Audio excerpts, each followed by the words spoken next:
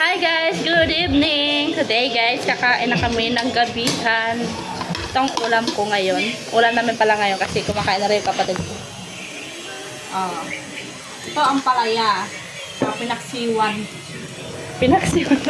Namin sa Sinemaika yung isdang paksiw. Gusto ko sana prito. Paksiw ang gusto niya. Kasi matagal-tagal lang hindi siya nakakain ng pinaksiwan na isda. Ano yung galunggong ba yan? Ayan, paksiw na galunggong. Ayan. Sinabawang paksiw. Kasi gusto niya maraming sabaw. Di ba yung pinaksiwan, konti lang yung sabaw nung dapat. Sa kanya, ang dami niya nilagay yung sabaw.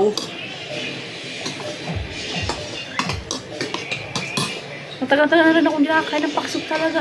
Sakto lang yung timpla. Si Micah kasi nagtimpla ng isda. Tama naman. Medyo maasim siya na maanghang. I love it. Kain tayo guys. Kayo, anong ulam yung ngayong hapunan?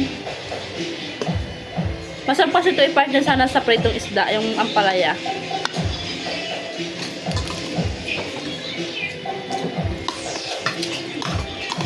Alam niyo ba guys, dati hindi ako kumakain ng ampalaya.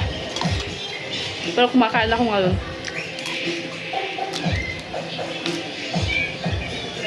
Pero ang paborito ko talaga sa datang gulay, nangunguna ang talong. Ito, pangalawa itong ampalaya.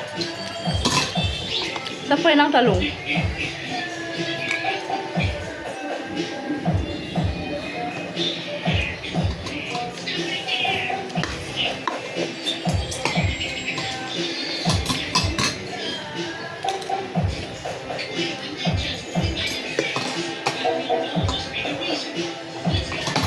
Si Michael nagluto ng pinaksiwan.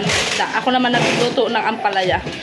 Alam nyo guys, pa ako nagluluto ng ampalaya, gusto ko talaga marami yung itlog. Hindi ko alam, bet ko lang. Pero yung iba pala nagluluto, konti lang yung itlog nilalagay nila.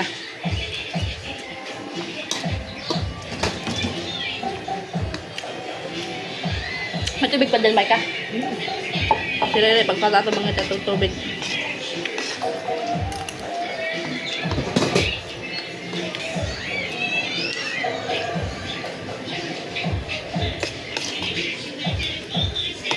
Sarap. I love it.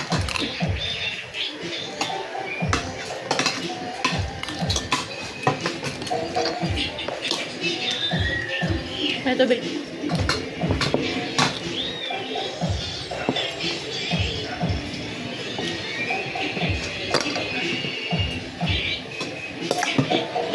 Sarap-sarap may coke. Diba?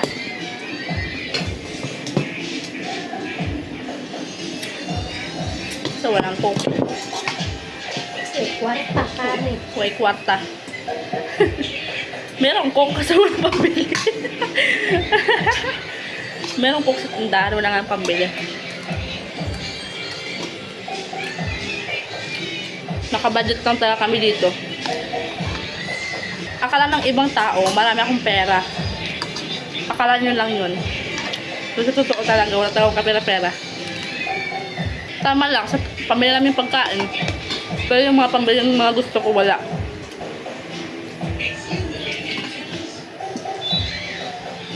Kasi wala talagang pangluho, walang pambiling kagustuhan.